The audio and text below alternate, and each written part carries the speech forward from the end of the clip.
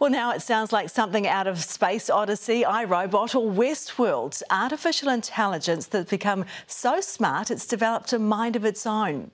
The claim has been made by a worker at Google about one of its own products, a chatbot, and he was abruptly put on leave for saying it. The employee says Google's Lamda technology is sentient, with a mind similar to that of an 8-year-old child. Google has dismissed the claims. For more on this, let's bring in Graham Muller, CEO of the NZ Tech Alliance. Graham, thanks so much for joining us tonight. Look, Google is talking all of this down, but is it actually possible for AI to learn so much about us that they actually do become just like us? Basically, it will happen eventually. I'm not so sure it's happened just yet, but this is the path we're on. So you can see from the sort of reporting that's happening that the AI is starting to learn to communicate in a really strong way. Whether or not it's feeling human or not, we don't know yet, but that's the direction it's heading.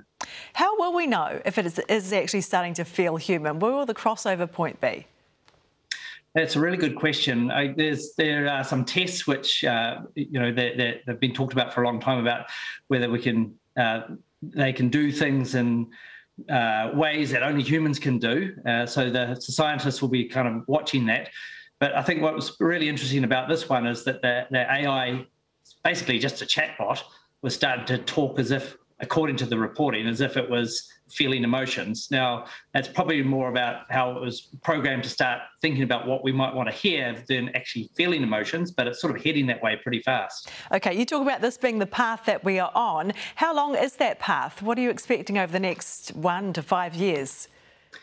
Well, about 5 years ago, the pick by a large group of scientists was that by about 2045 to 2065, I know it's quite a big gap, that AI would reach sort of that sentient level, or reach a level where it can be what's called general AI. It can do things that all humans can do. So, I mean, that's still quite some way away. I think over the next probably 5 years, you're talking about AI just becoming much more natural in its engagement with us and how we use it. I mean, we're using it all the time with things like chatbots or things that help us pick our TV channels or find the way home on the maps, etc. So I think it'll start to feel a little bit more human and a little bit less computer over the next 5 years. OK, so no chance of humans being taken over by robots anytime really soon?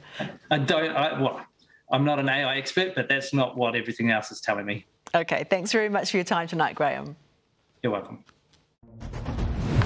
OK, well, a former rugby league star has just been called Don't up. Worry, Ingrid, I can take it from here. A former rugby league star has just been called up to the All Blacks for the first time. Sports reporter Ollie Richie joins us with the details next.